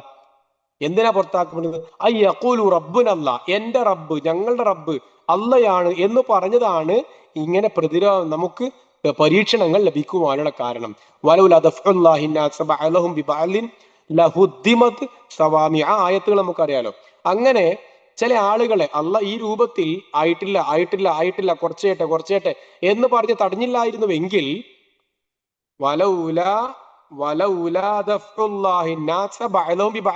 ഇങ്ങനെ ചിലരെ കൊണ്ട് ചിലരെ തടഞ്ഞില്ലായിരുന്നുവെങ്കിൽ ലഹുദ്ദിമത്ത്, മൊത്തം ആകെ പണിയാകുമായിരുന്നു, പണിയിട്ടുമായിരുന്നു, തകർക്കപ്പെടുമായിരുന്നു. എങ്ങനെ? സവാമി, സാജിദുകള്, മഠങ്ങള്, പിന്നെ ക്രിസ്ത്യൻ ദേവാലയങ്ങള്, ജൂതപ്പള്ളികള്, പള്ളികള്, മുസ്ലിം പള്ളികള് ഒക്കെ തകർക്കപ്പെടുമായിരുന്നു എന്നാണ്. അപ്പോ അള്ളാഹ് അവനെ സഹായിക്കുന്നവരെ അള്ളാഹു സഹായിക്കുകയും ചെയ്യും. കാരണം എന്താ? അങ്ങനെ പറയാൻ കാരണം എന്താ? അള്ളാഹു ഖവിയാണ്, ശക്തവാനാണ്. അപ്പൊ അള്ളാഹ്ക്ക് സഹായം ആവശ്യമുണ്ടോ? ഇല്ല. കാരണം എന്താ? അള്ളാഹ് ഖവിയാണ്. അപ്പൊ അള്ളാഹ്ക്ക് സഹായം ആവശ്യമില്ല. പിന്നെ എന്താണ് അള്ളാഹുവിനെ സഹായിക്കുക എന്ന് പറഞ്ഞാൽ അള്ളാഹു പറഞ്ഞതുപോലെ ജീവിക്കുക, അള്ളാഹുവിന് സ്മരണകൾ അർപ്പിക്കുക, അള്ളാഹുവിന് ദിക്ർ ചൊല്ലുക, അള്ളാഹു പറഞ്ഞ നിയമങ്ങൾ പരിപൂർണമായും പാലിക്കുക. ഇതാണ് അള്ളാഹുവിനെ സഹായിക്കുക എന്ന് പറഞ്ഞാൽ എന്നുകൂടി വിശദീകരിച്ചു. ഈ രൂപത്തിൽ നാം അള്ളാഹുവിനെ സഹായിച്ചു പോവുകയാണെങ്കിൽ അല്ലദീന ഇമ്മക്കന്നാഹും ഫിൽ അർള്, സൂറത്ത് നൂറിൽ പറഞ്ഞ മറ്റൊരാശയമാണ്. അല്ലദീന ഇമ്മക്കന്നാഹും ഫിൽ അർള്, ഭൂമിയിൽ ആധിപത്യം കൊടുക്കും അവർക്ക്. ഈ ഭരണം കിട്ടിയാൽ, അധികാരം കിട്ടിയാൽ, നേതൃത്വം കിട്ടിയാൽ നാം ചെയ്യേണ്ടത് എന്താണ്? ഞാൻ ഭയങ്കര സംഭവമാണ് എന്ന് പറഞ്ഞ് അഹങ്കരിക്കുകയല്ല. ഇന്ന് ഭരണം കിട്ടുമ്പോഴും അധികാരം കിട്ടുമ്പോഴും നേതൃത്വം ലഭിക്കുമ്പോഴും കാണുന്ന പോരായ്മകൾ എന്താണ്? അവരനെ എതിരാളിയെ എന്ത് ചെയ്യുന്നു? നിഷ്കാസനം ചെയ്യാൻ വേണ്ടിയുള്ള ശ്രമമാണ്. പക്ഷെ ഖുർആൻ പഠിപ്പിച്ചത് അങ്ങനെയല്ല വേണ്ടത് എന്നാണ്. വല യജ്രിമന്നക്കും ശനആനു ഖൗമിൻ അലാ അല്ലാ തഅദിലു. ഒരിക്കലും അനീതി കാണിക്കാൻ ഇടയാവരുത്. അല്ലെ? ആരാണ് എന്ന് നോക്കിയിട്ടല്ല നീതിയോ അനീതിയോ ചെയ്യേണ്ടത്, നീതി നോക്കിയിട്ട് ചെയ്യണം എന്ന് പഠിപ്പിച്ചു. അവിടെ കൃത്യമായ ഖുർആൻ പഠിപ്പിച്ച വിഷയം എന്താണ്? അല്ലദീന ഇമ്മക്കന്നാഹും ഫിൽ അർളി അഖാമു സ്വലാത്ത വആതവു സകാത്ത വഅമറു ബിൽ മഅറൂഫി വനഹൗ അനിൽ മുൻകരി വലില്ലാഹി ആഖിബത്തുൽ ഉമൂർ. കുറെ കാര്യങ്ങൾ പറഞ്ഞു. എന്തൊക്കെ വേണം? ഒരാൾക്ക് ഒരാൾക്ക് അധികാരം കിട്ടിയാൽ ചെയ്യേണ്ടത്, ഒന്ന് അഖാമുസ്സല, നിസ്കാരം നിലനിർത്തണം. 2 ജക്കാത്ത് കൊടുക്കണം. 3 നന്മ കൽപ്പിക്കണം. 4 തിന്മ വിരോധിക്കണം. ഈ 4 ഗുണങ്ങളും ഉണ്ടാവണം എന്ന് പറഞ്ഞാൽ ഇദാ ജാഅ നസ്റുല്ലാഹി വൽ ഫതഹ് വറഅയ്ത അന്നാസ യദ്ഖുലൂന ഫീ ദീനില്ലാഹി അഫ്വാജ ഫസബ്ബിഹ് ബിഹംദി റബ്ബിക വസ്തഗ്ഫിർഹു ഇന്നഹു കാന തവ്വാബ എന്ന് പറഞ്ഞ മറ്റൊരു ആശയമാണ് എന്ന് നമ്മൾ മനസ്സിലാക്കേണ്ടതാണ്. ശേഷം പറഞ്ഞു വയുകദ്ദിബൂക ഫഖദ് കദ്ദബത ഖബ്ലഹും ഖൗമു നൂഹിൻ വആദുൻ വസമൂദ്. മനസ്സിലാക്കാൻ വേണ്ടി പറഞ്ഞു, അവര് നിങ്ങളെ കളവാക്കുകയാണെങ്കിൽ നിങ്ങൾ മനസ്സിലാക്കേണ്ടത് അറിയോ? നിങ്ങൾ ഈ മുശ്രിക്കുകൾ ഇങ്ങനെയല്ലോ പറയുന്നുണ്ടല്ലോ, ഇവരൊക്കെ ഇങ്ങനെയൊക്കെ വയലു പറഞ്ഞു, എന്നിട്ട് നിങ്ങളെ കളിവാക്കണം. ഇത് ആ കാലഘട്ടത്തിൽ മാത്രമല്ല, നമ്മൾ മനസ്സിലാക്കേണ്ടതാണ്. നമ്മൾ ഇങ്ങനെയൊക്കെ പറഞ്ഞിട്ട് നമ്മെ ഒരു വിഭാഗം കളവാക്കുകയാണെങ്കിൽ നമ്മൾ മനസ്സിലാക്കേണ്ടത് എന്താണ്? ഇതിന് മുന്നേ ഫഖദ് കദ്ദബത് ഖബ്ലഹും, മുന്നേയുള്ളവരും കളവാക്കപ്പെട്ടിരുന്നു, മുന്നേയുള്ളവരും കളവാക്കിയിരുന്നു. ഈ മുന്നേയുള്ളവർ എന്ന് പറഞ്ഞാൽ ആരാ? ഖൗമു നൂഹിൻ, അല്ലെ? വആദുൻ വസമൂദുൻ വഖൗമു ഇബ്രാഹിം വഖൗമു ലൂത്ത് വഅസ്ഹാബു മദിയൻ. അപ്പൊ ഈ വിഭാഗങ്ങളൊക്കെ വകുദ്ദിബ മൂസയും കളവാക്കപ്പെട്ടിരുന്നു. ഫഅംലൈതു ലിൽ കാഫിരീൻ. അങ്ങനെ അംലൈതു, നമ്മൾ കുറച്ചു കാലം നീട്ടിയിട്ട് കൊടുത്തു, സാവകാശം കാണിച്ചു കൊടുത്തു എന്നാണ്. അങ്ങനെ അവരോട്, നിഷേധികളോട് അള്ളാഹു എന്ത് ചെയ്തു? കുറച്ച് സാവകാശം കാണിച്ചു എന്നുള്ളതേ ഉള്ളൂ. അതുകൊണ്ട് നിങ്ങൾ മനസ്സിലാക്കേണ്ടത്, നിങ്ങൾക്ക് ഈ പിളർപ്പ് ആദ്യമായിട്ടാണ്, പ്രശ്നം ആദ്യമായിട്ടാണ്, ഭിന്നിപ്പ് ആദ്യമായിട്ടാണ്, സംഘർഷം ആദ്യമായിട്ടാണ് എന്നും നിങ്ങൾ വിചാരിക്കേണ്ട. നിങ്ങൾക്ക് മുന്നേയും ഇങ്ങനെ ഒരുപാട് ചർച്ചകൾ ഉണ്ടായിരുന്നു, ഒരുപാട് ഭിന്നതകൾ ഉണ്ടായിരുന്നു, ഒരുപാട് പ്രശ്നങ്ങൾ ഉണ്ടായിരുന്നു, ഇങ്ങനെയൊക്കെ ഉണ്ടായിരുന്നു. നമ്മൾ വിചാരിക്കും ഇത് ഈ കാലഘട്ടത്തിൽ 2026 ഉണ്ടായത് എന്ന് നമ്മൾ വിചാരിക്കും. അങ്ങനെ ഏത് വിഷയം വരുമ്പോഴും ഇത് 2026 മാത്രമായി വന്നതല്ല, ഇതിനു മുന്നേയും ഉണ്ടായിരുന്നു. അന്ന് നമ്മളില്ലാത്തത് കൊണ്ട് നമുക്കത് അറിയില്ല എന്ന് നമ്മൾ മനസ്സിലാക്കിയാൽ മതി ഏത് വിഷയങ്ങൾ വരുമ്പോഴും എന്നാണ് പറഞ്ഞതിന്റെ മറ്റൊരു പൊരുൾ. അപ്പൊ ആ രൂപത്തിൽ എന്നിട്ട് പറയാൻ 45-ാമത്തെ ആയത്താണ്. എത്ര നാടുകളാണ് നാം നശിപ്പിച്ചത് എന്നാണ്. ആ നശിപ്പിച്ച സമൂഹത്തെ കുറിച്ച് പറഞ്ഞതിന് ശേഷം ഖുർആൻ പറഞ്ഞു 46-ാമത്തെ ആയത്തിൽ നിങ്ങളൊന്ന് പോയി നോക്കണം എന്ന് പറഞ്ഞു. അഫലം യസ്ീറു ഫിൽ അർളി ഫതകൂന ലഹും ഖുലൂബു യഅഖിലൂന ബിഹാ എന്ന ആയത്ത് നമുക്ക് വിശദീകരിക്കേണ്ടതാണ്. തൽക്കാലം അവിടുന്ന് പോവാണ്. അങ്ങനെ അതൊക്കെ കഴിഞ്ഞിട്ട് ശേഷം നമ്മൾ ഓർക്കേണ്ട ഭാഗം 50-ാമത്തെ ആയത്താണ്. ഫല്ലദീന ആമനു വഅമിലു സ്വാലിഹാത്തി ലഹും മഗ്ഫിറത്തുൻ വരിസുഖുൻ കരീം. അവിടെ ഈമാനും അമലു സ്വാലിഹാത്തും ഉണ്ടെങ്കിൽ അവർക്ക് എന്തുണ്ടാവും? മഗ്ഫിറത്ത് ഉണ്ടാവും. അത് നമ്മൾ ശ്രദ്ധിക്കണം. മഗ്ഫിറത്ത് ലഭിക്കുന്ന ഒരുപാട് ഭാഗങ്ങൾ, വരിസുഖുൻ കരീം. മഗ്ഫിറത്ത് അല്പം വിശദീകരിക്കേണ്ടതാണ്. 2-3 വാക്കിൽ പറയാം, സമയം കുറെ വൈകിയല്ലോ. അപ്പോൾ 2-3 വാക്കിൽ പറയാം. ഒന്ന്, ഒരാള് പള്ളിയിലേക്ക് വുളൂണ്ടാക്കി പുറപ്പെട്ടു. വുളൂണ്ടാക്കി പുറപ്പെട്ടു കഴിഞ്ഞാൽ പള്ളിയിൽ ഇരിക്കാൻ, വുളൂണ്ടാക്കി പുറപ്പെടുകയും പള്ളിയിൽ കയറി ഇരിക്കുകയും ചെയ്താൽ എത്ര നേരം പള്ളിയിൽ ഇരിക്കുന്നോ അത്രയും നേരം മലക്കുകൾ എന്ത് ചെയ്യും? ആ മനുഷ്യന് വേണ്ടി, അത് ആണായാലും പെണ്ണായാലും ആ മനുഷ്യന് വേണ്ടി പ്രാർത്ഥിക്കും. അല്ലാഹു മഗ്ഫിർ ലഹു വർഹംഹു, അല്ലാഹുവേ അവന് നീ പുറത്തു കൊടുക്കണേ, കരുണ കാണിക്കണേ എന്ന് പ്രാർത്ഥിക്കും. അങ്ങനെ ഇബ്നു ബത്താൽ റഹിമഹുല്ലാ പറഞ്ഞിട്ടുള്ളത്, നിങ്ങൾക്ക് നിങ്ങളുടെ തെറ്റുകൾ പൊറുക്കപ്പെടണം എന്ന് നിങ്ങൾ ആഗ്രഹിക്കുന്നുണ്ടെങ്കിൽ നിങ്ങൾ വുളുണ്ടാക്കി പള്ളിയിൽ ഇരുന്നാൽ മതി എന്നാണ്. എത്ര നേരം ഇരിക്കുന്നോ അത്രയും നേരം മലക്കൾ പറയും. അതേപോലെ രോഗിയെ സന്ദർശിച്ചാൽ, ഒരാൾ രാവിലെ രോഗിയെ സന്ദർശിച്ചാൽ വൈകുന്നേരം വരെ 70,000 മലക്കൾ, വൈകുന്നേരം സന്ദർശിച്ചാൽ രാവിലെ വരെ 70,000 മലക്കൾ അവന് വേണ്ടി പ്രാർത്ഥിക്കും, പൊറുക്കൽ തേടാൻ വേണ്ടി പ്രാർത്ഥിക്കും. എന്നൊക്കെ ഹദീസുകൾ വന്നിട്ടുള്ള വിഷയമാണ് എന്ന് നമുക്ക് അറിയാവുന്നതാണ്. അപ്പോ അങ്ങനെ മഗ്ഫിറത്ത് കിട്ടുന്ന മലക്കൾ പോലും നമുക്ക് വേണ്ടി പ്രാർത്ഥിക്കും. മലക്കൾ പ്രാർത്ഥിച്ചാൽ ഇജാബത്ത് ഉറപ്പാണല്ലോ. കാരണം എന്താ? മലക്കൾ അള്ളാഹ് കൽപ്പിച്ചത് ചെയ്യുന്നവരാണ്, അവർ ഒരു അനീതിയും ചെയ്യാത്തവരാണ്. അതുകൊണ്ട് തന്നെ മലക്കളുടെ പ്രാർത്ഥനയ്ക്ക് ഉത്തരം കിട്ടും. അപ്പൊ ഇങ്ങനെ ഒരുപാട് സന്ദർഭങ്ങൾ ഹദീസുകളിലും ആയത്തുകളിലുമായി വന്നിട്ടുള്ള വിഷയമാണ്. അപ്പൊ മഗ്ഫിറത്ത് പറഞ്ഞത് ഈമാനും അമലു സാലിഹാത്തും ഉണ്ടെങ്കിൽ അവർക്കുന്നുണ്ട്, മഗ്ഫിറത്ത് ഉണ്ട്, റിസുഖുൻ കരീം, ഉദാത്തമായ മാന്യമായ ഉപജീവനവും ലഭിക്കുന്നതാണ്. റിസ്ക് ഉപജീവനം എന്ന് പറയുമ്പോൾ ഒരു മനുഷ്യന് ജീവിക്കാൻ ആവശ്യമായ എല്ലാ സംഗതിയും റിസ്ക്കാണ്. ഭക്ഷണം, വസ്ത്രം, പാർപ്പിടം, ആ രൂപത്തിൽ എല്ലാം റിസ്ക്കിൽ ഉൾപ്പെടുമെന്നാണ് പണ്ഡിതന്മാർ വിശദീകരിച്ചത്. പിന്നെ അങ്ങനെ അങ്ങനെ അങ്ങനെ പോയിട്ട് അവിടെ മുശ്രിക്കുകളുടെ അവസ്ഥ വിശദീകരിക്കണം. 51 ആയത്തിൽ പറഞ്ഞത് മുശ്രിക്കുകൾ എന്ത് ചെയ്യുന്നു? അള്ളാന്റെ ആയത്തിനെ തോപ്പിക്കാൻ വേണ്ടി, പരാജയപ്പെടുത്താൻ വേണ്ടി ശ്രമിക്കുന്നു, അവർക്ക് നരകമാണ് എന്ന് പറഞ്ഞു. ശേഷം പറഞ്ഞു 52 ആയത്തിൽ പറഞ്ഞു, പിന്നെ മുശ്രിക്കുകൾ എന്ത് ചെയ്യുന്നു? മുന്നേ അയച്ച നബിമാർ, റസൂലുകളും നബിമാരെയും കുറിച്ച് പറഞ്ഞിട്ട് പറഞ്ഞു, ഇവരെ ഒരു ആയത്ത് ഓതുമ്പോൾ ശൈത്താന്മാർ എന്ത് ചെയ്യും? ആ ആയത്തിന് ദുർബോധന നടത്താൻ, കൽബിൽ ദുർബോധന നടത്താൻ, അതിനെ ദുർവ്യാഖ്യാനിക്കാൻ, അതിനെ ഇല്ലായ്മ ചെയ്യാനൊക്കെ ശ്രമിക്കും പിശാചുക്കൾ. പിശാചി എന്ന് പറയുമ്പോൾ വെറും പിശാചി എന്ന് മാത്രമല്ല, മിനൽ ജിന്നത്തി വന്നാസ് എന്നുള്ളത് കൂടി നാം അവിടെ മനസ്സിലാക്കേണ്ടതാണ്. പക്ഷെ അള്ള വിടോ? എന്നാണ്. അള്ള എന്ത് ചെയ്യും? പിശാചിന്റെ എല്ലാ കുതന്ത്രങ്ങളെയും അള്ളാഹു ദുർബലപ്പെടുത്തി കളയും എന്ന് പറഞ്ഞു. പിന്നെ 47 ആയത്തിൽ അള്ളാഹു 2 തരം കൽബിനെ കുറിച്ച് പറഞ്ഞു. ഖുലൂബുഹും മർദ് ഖാസിയത്ത് ഖുലൂബുഹും, 2 കൽബ് എന്നാ പറഞ്ഞു അവിടെ.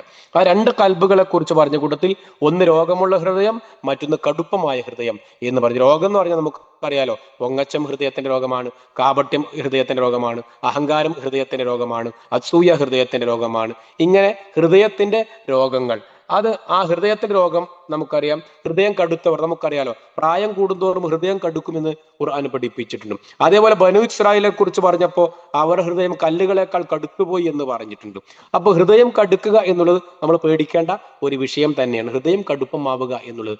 അതുകൊണ്ടാണ് പിന്നെ നമ്മുടെ ഹൃദയം ലോലമാവാൻ വേണ്ടി അള്ളാഹുട് നമ്മൾ എപ്പോഴും പ്രാർത്ഥിക്കേണ്ടതുണ്ട് എന്ന് നമ്മൾ മനസ്സിലാക്കേണ്ടതാണ്. ഹൃദയം കടുക്കുക എന്ന വിഷയമാണ്. ഫത്വാല അലൈഹിമുൽ അമദു ഫഖസദ് ഖുലൂബും, അവർക്ക് ഒരുപാട് പ്രായം ജീവിച്ചുകൊണ്ടിരിക്കുന്നു, അവർ ഹൃദയങ്ങൾ കടുത്തുപോയി എന്നാണ്. പ്രായം കൂടുമ്പോൾ നമുക്ക് അഹങ്കാരം കൂടാൻ സാധ്യതയുണ്ട്. ഇതിൽ എത്ര കൊല്ല ഞാൻ കേൾക്കാൻ തുടങ്ങിയിട്ട്, എനിക്കെത്ര വയസ്സായെന്നറിയോ, ഞാൻ എത്ര വയസ്സിൽ തുടങ്ങിയെന്നറിയോ എന്നൊക്കെ നമ്മൾ പലപ്പോഴും തോന്നിപ്പോകാറുണ്ട്. അത് മറ്റുള്ളവരെ പ്രചോദനം ചെയ്യാൻ വേണ്ടി നമുക്ക് പറയുന്നതിൽ തെറ്റാണെന്ന് പറയാൻ പറ്റൂല. എന്നാലും സ്വയം ആത്മാഭിമാനം കൊള്ളാൻ വേണ്ടിയിട്ടാണെങ്കിലോ അതിൽ റൂട്ട് മാറും. അപ്പൊ ആ രൂപത്തിൽ നമ്മൾ ദാനം ചെയ്യും പോലെയാണ്. വേറെ ആളെ പ്രചോദനം കൊടുക്കാൻ വേണ്ടി ഞാനിതാ 1000 കൊടുത്തു, നീ കൊടുക്കട എന്ന് പറയാൻ വേണ്ടി കൊടുക്കാലോ, കാണിക്കാലോ. അപ്പൊ അതുപോലെയാണ്. അപ്പൊ ആ രൂപത്തിൽ നമ്മുടെ കൽബ്, ഹൃദയം കടുപ്പമാകുന്നതിന് നമ്മൾ സൂക്ഷിക്കേണ്ട. 54 ആയത്ത് പിന്നെ ഊത്തുൽ ഇൽമ അന്നഹുൽ ഹഖ്ഖു മിർ റബ്ബിക എന്ന് പറഞ്ഞു. അള്ളാഹുവിന്റെ പിന്നെ ഇൽമ് നൽകപ്പെട്ടവർ, അവരെ കുറിച്ചും അള്ളാഹു പറഞ്ഞു. ശേഷം അവിടെ പറഞ്ഞു ഫയുമിനു ബിഹി ഫതുഖ്ബിത ലഹു ഖുലൂബുഹും. അപ്പോ ആ വിവരം നൽകപ്പെട്ടവരോട് അള്ളാഹ് പറയാണ്, വലിയ അലമല്ലദീന ഊതുൽ ഇൽമ അന്നഹുൽ ഹഖ്ഖു മിർ റബ്ബിക ഫയുമിനു ബിഹി ഫതുഖ്ബിത ലഹു ഖുലൂബുഹും. അവരുടെ ഹൃദയങ്ങൾ ലോലം, ഹൃദയങ്ങൾ കീഴ്വണങ്ങുവാൻ, ഹൃദയങ്ങൾ ഭയപ്പെടുവാൻ, ഹൃദയങ്ങൾ അള്ളാഹുവിൽ വിനയം കാണിക്കും. മുഖ്ബിത്തീൻ നേരത്തെ പറഞ്ഞല്ലോ, നേരത്തെ നമ്മൾ തൊട്ട് മുകളിൽ ആയത്തില് മുഖ്ബിത്തീൻ വബശ്ശിരിൽ മുഖ്ബിത്തീൻ എന്ന് പറഞ്ഞിട്ടുണ്ടല്ലോ. പിന്നെ അതിനുശേഷം അവിടെ നിഷേധികൾ, പരലോകത്തെ നിഷേധിക്കുന്ന നിഷേധികളെ കുറിച്ച് 55 ആയത്തിൽ പറഞ്ഞു. നിഷേധിക്കുന്നവർ പെട്ടെന്ന് അവർക്ക് എപ്പോഴാ മനസ്സിലാവുക എന്നറിയോ?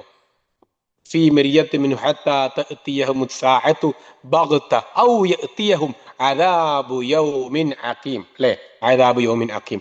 അവർക്ക് മനസ്സിലാവുക ഒന്നുകിൽ പെട്ടെന്ന് എന്ത് ചെയ്യും? ഖിയാമത്ത് നാൾ വരും. അപ്പൊ ഖിയാമത്ത് നാൾ പെട്ടെന്ന് വരുമ്പോ അവർക്ക് മനസ്സിലാവും ഇത് വലാ യസാലുല്ലദീന കഫറു ഫീ മിരിയത്തി മിൻഹു. അപ്പൊ അവർക്ക് മനസ്സിലാവും ഈ സംശയിച്ചതൊക്കെ വെറുതെ ആയിരുന്നു കേട്ടോ, ഇങ്ങനെയൊക്കെ ഉണ്ടോ എന്നവർക്ക് ബോധ്യം. എപ്പം? ഹത്താ തഅതിയഹും സാഅതു ബഗ്ത, പെട്ടെന്നാണ് ഖിയാമത്ത് വരിക. അപ്പോഴാണ് അവർക്ക് എന്ത് മനസ്സിലാവുക, ബോധ്യമാവുക. അതുവരെ അവർ സംശയത്തിലായിരിക്കും. ഔ യഅതിയഹും അദാബു യൗമിൻ അഖീം, അല്ലെങ്കിൽ അവർക്ക് ആ ശിക്ഷ വരുമ്പോ അവർക്ക് മനസ്സിലാവും. അപ്പം ആ നിഷേധികൾ എപ്പോഴാണ് അതിരി എന്ന് പറയുന്ന, വിരൽ കടിക്കുന്ന, വിലപിക്കുന്ന, റബ്ബിലൗല അഖർതനി എന്ന് പറയുന്ന ആ ഒരു അവസ്ഥയാണ് അവിടെ 55 ആയത്തിൽ അള്ളാഹു വിശദീകരിച്ചത്. ശേഷം 56 ആയത്ത് തുടങ്ങുന്നത് അൽ മുൽക്കു യൗമ ഇതിലില്ല എന്നാണ്. അൽ മുൽക്കു യൗമ ഇതിലില്ല, അള്ളാഹുവിനാണ് എല്ലാ ആധിപത്യവും എന്ന് പറയും. എന്നിട്ട് പറയണം അല്ലാഹു യഹ്കുമു ബൈനഹും, അള്ളാഹു അവർക്കിടയിൽ വിധി കൽപ്പിക്കുന്നവനാണ് എന്ന് പറഞ്ഞു. അപ്പൊ അള്ളാഹുവിന്റെ മുലൂക്ക്, അൽ മുൽക്ക്, മാലിക് യൗമിദ്ദീൻ നമ്മൾ പറയാറുണ്ടല്ലോ പലപ്പോഴും, അല്ലെ? മാലിക് യൗമിദ്ദീൻ എന്ന് പറയുന്ന അതേ ശൈലി തന്നെ. അപ്പൊ അള്ളാഹുവിന്റെ മുൽക്ക് അതെന്താണ്? അത് നമ്മൾ അംഗീകരിക്കേണ്ട ഒരു വിഷയം തന്നെയാണ് എന്നാണ് പഠിപ്പിക്കുന്നത് എന്നാണ്. ശേഷം വീണ്ടും പറഞ്ഞു, ഒരാൾ വിശ്വസിക്കുകയും സൽക്കർമ്മം പ്രവർത്തിക്കുകയും ചെയ്യുകയാണെങ്കിൽ ഓനിക്ക് എന്തുണ്ട്? അള്ളാഹു സ്വർഗമാണ് കൊടുക്കുക എന്ന് പറഞ്ഞു. ശേഷം നിഷേധികളെ കുറിച്ച് 57 ആയത്ത് നിഷേധികളെ കുറിച്ച് പറഞ്ഞു. 58 ആയത്ത് അള്ളാഹുവിന്റെ മാർഗത്തിൽ പോരാടുകയും എന്നിട്ട് കൊല്ലപ്പെടുകയും ചെയ്യുന്നവരെ കുറിച്ച് പറഞ്ഞു. വല്ലദീന ഹാജറു ഫീ സബീലില്ലാ സുമ്മ ഖുതിലു ഔ മാതു, കൊല്ലപ്പെടുകയോ മരിക്കുകയോ ചെയ്താൽ അവർക്കെന്തും ലയർസുഖന്നഹും, അള്ളാഹുവിന്റെ അടുക്കൽ അവരെന്ത് ചെയ്യും, ജീവിച്ചിരിക്കും എന്നുള്ള വിഷയം 58-ാമത്തെ ആയത്തിൽ പറഞ്ഞു. അതേ ആശയം നമുക്ക് പല സൂറത്തിലും കാണാൻ പറ്റുമല്ലോ. അവര് നിങ്ങൾ മരിച്ചവരാണെന്ന് പറയണ്ട, അള്ളാഹുവിന്റെ മാർഗത്തിൽ ഷഹീദായവരെ മരിച്ചവരാന്ന് പറയണ്ട, അവർ അള്ളാഹുവിന്റെ അടുക്കൽ ജീവിച്ചിരിക്കുന്നവരാണ്. ആ ആയത്ത് വെച്ചിട്ടാണ് ചില ആളുകൾ മരിച്ചുപോയവരോട് വിളിച്ചു പ്രാർത്ഥിക്കാൻ തെളിവാക്കി ഉദ്ധരിച്ചൊരു കാലഘട്ടം ഉണ്ടായിരുന്നു എന്നുള്ളത്. ഇപ്പൊ അങ്ങനെ വല്ലാത്തത് പറയുന്നത് കാണുന്നില്ല. അപ്പൊ അവര് അള്ളാഹുവിന്റെ അടുക്കൽ ജീവിച്ചിരുന്നവരാണ്. ആര് ഹിജറ പോയി അള്ളാഹുവിന്റെ മാർഗത്തിൽ കൊല്ലപ്പെടുകയോ മരിക്കുകയോ ചെയ്താൽ അവർ അള്ളാഹുവിന്റെ അടുക്കൽ ജീവിച്ചിരിക്കുന്നവരാണ്. ഹദീസിൽ വന്നത് അവർ ഹരിതവർണ്ണത്തിലുള്ള പച്ച നിറത്തിലുള്ള പക്ഷികളുടെ ചിറകുകളിലായി പറന്നു കളിക്കും എന്നൊക്കെ ഹദീസിൽ വന്നിട്ടുള്ള വിഷയമാണ്. അപ്പൊ അത് നമ്മൾ 58-ാമത്തെ ആയത്തിലാണ്. 59-ാമത്തെ ആയത്തിൽ അവർക്കുള്ള വിശദീകരിച്ചു. പിന്നെ 60-ാമത്തെ ആയത്ത് കഴിഞ്ഞു.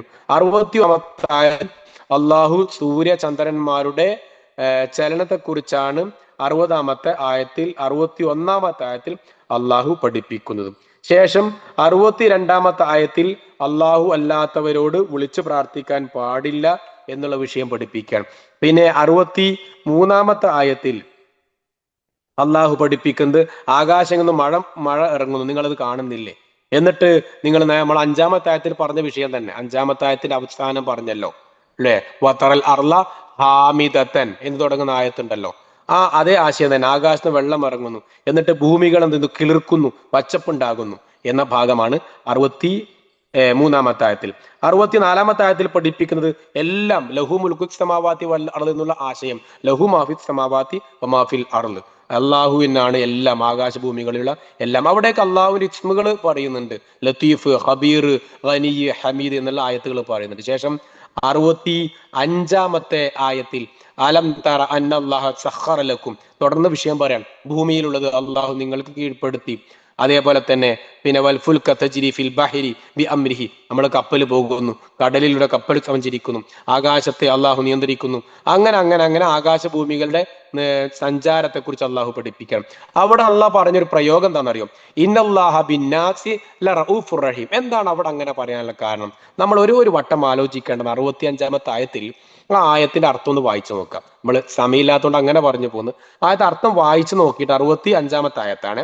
അർത്ഥം ഒന്ന് വായിച്ചു നോക്കിയിട്ട് അതിന്റെ അവസാന പ്രയോഗം ഇന്നല്ലാഹ ബിന്നാസി ലറഊഫുർ റഹീം, അള്ളാഹു ജനങ്ങളോട് റഊഫാണ്, റഹീമാണ്. അത് എന്തുകൊണ്ട് അങ്ങനെ പറയും? ഒന്ന് വായിച്ചു നോക്കി ഒന്ന് ആലോചിച്ചാൽ നമുക്ക് അതിന്റെ ഒരു ആഴത്തിലേക്ക് നമുക്ക് മനസ്സിലാവും. സത്യത്തിനകത്ത് വായിച്ചാൽ കണ്ണ് നനയും എന്നുള്ളത് യാഥാർത്ഥ്യം. ആ രൂപത്തിൽ നിന്ന് വായിക്കണം എന്ന് ഓർപ്പിക്കണം. പിന്നെ ശേഷം 66-ാമത്തെ ആയത്തിൽ അള്ളാഹു പഠിപ്പിക്കുകയാണത് അങ്ങനെയാണ് നിങ്ങളെ ജീവിപ്പിക്കുക. നമ്മൾ 5-ാമത്തെ ആയത്തിൽ പറഞ്ഞ അതേ വിഷയം തന്നെയാണ്. അതായത് ഈ ആകാശം, ഭൂമി, കപ്പലും സൂര്യൻ, ചന്ദ്രൻ ഇതൊക്കെ പറഞ്ഞിട്ട് അള്ളാഹ് പറയാണെന്ത്, അങ്ങനെയാണ് നിങ്ങളെ ജീവിപ്പിക്കുക. എപ്പോ? നിങ്ങളെ മരിപ്പിക്കുന്നു. എന്നിട്ടോ അള്ളാഹു വീണ്ടും ജീവിപ്പിക്കുന്നു. അപ്പൊ നിങ്ങളുടെ ജീവിതവും മരണവും ഒക്കെ ഉണ്ട്, ശേഷം ഉയർത്തെഴുന്നേൽപ്പുണ്ട് എന്ന് അള്ളാഹു സ്ഥാപിക്കാൻ. പക്ഷെ ഇന്നൽ ഇൻസാൻ ലക്കഫൂർ, ഏതുപോലെ ഇന്നൽ ഇൻസാൻ റബ്ബിഹി ലക്കനൂദ് എന്ന് പറഞ്ഞതുപോലെ അവിടെ 66-ൽ അവസാനിപ്പിക്കണം. ശേഷം 67 മുന്നേ പറഞ്ഞതായതുകൊണ്ട് വിടുകയാണ്. 68-ഉം തർക്ക വിഷയം പറഞ്ഞു. 69 അള്ളാഹു പരലോകത്ത് നമുക്ക് വിധിക്കുന്ന കാര്യം പറയുന്നു. അതൊക്കെ മുന്നേ ആവർത്തനങ്ങൾ വന്ന വിഷയമാണല്ലോ. പിന്നെ 70-ാമത്തെ ആയത്തിലും അള്ളാഹു ആകാശഭൂമികളിലുള്ളത് അറിയുന്നവനാണ് എന്ന് പറയുന്നു. പിന്നെ 71-ാമത്തെ ആയത്തിൽ അള്ളാഹു അല്ലാത്തവർ പ്രാർത്ഥിക്കാൻ പാടില്ല എന്നുള്ള ഒന്നുകൂടി അള്ളാഹു നമ്മെ പഠിപ്പിക്കുന്നു. ശേഷം 72-ാമത്തെ ആയത്തിൽ അള്ളാഹുവിന്റെ ആയത്തുകളെ നാം പഠിക്കേണ്ടതിന്റെ ഗൗരവങ്ങളെ കുറിച്ച് പറയുന്നു. 73-ാമത്തെ ആയത്തിൽ നമുക്ക് അറിയുന്ന വിഷയമാണെങ്കിലും അല്പം ഒന്ന് വിശദീകരിക്കേണ്ടതാണ്. 73-ാമത്തെ ആയത്ത് അള്ളാഹുവിന്റെ സൃഷ്ടിയെ കുറിച്ച് പറയാണ്. ഏതാ സൃഷ്ടി? ഈച്ചയെ കുറിച്ച് പറയാണ്. ഈച്ച എന്നുള്ളത് നമുക്കെന്താണ്? ചെറിയ നിസ്സാരമായ ജീവിയാണ് ഈച്ച എന്നുള്ളത് അല്ലെ. ഈച്ചയെ കുറിച്ച് പറഞ്ഞപ്പോൾ അള്ളാഹ് പറഞ്ഞത് ഒന്ന് സ്വയം രക്ഷിക്കാൻ കഴിയുമോ എന്നാണ് അല്ലെ. അല്ലയോ മനുഷ്യ,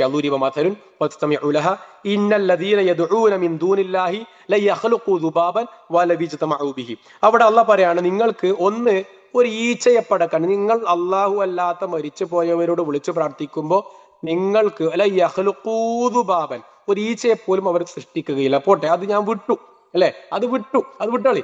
ആ ഈച്ച നമ്മുടെ പറയാറുണ്ടോ, മൂക്കത്ത് ഒരു വറ്റ് വറ്റി ആ വറ്റ് തട്ടിയെടുക്കുമ്പോ ആ വറ്റ് ഈച്ചയിൽ തിരിച്ചു പിടിക്കാൻ കഴിയില്ല, അല്ലെ?